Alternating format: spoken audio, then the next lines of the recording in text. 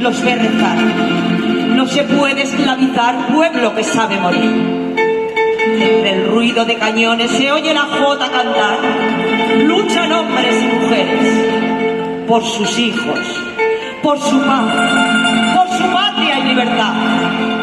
Los viejos cogen las armas, arrogantes, orgullosos, y al extranjero curiosos combaten en cuerpo y alma.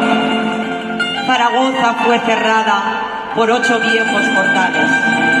Vipería, la de Sancho, el Portillo, la del Carmen, Santa Engracia, la Quemada, la del Sol y la del Ángel. Orgullosa de los sitios, Zaragoza puede estar, porque aún nos queda en pie firme la Catedral del Aseo y la Virgen del Pilar.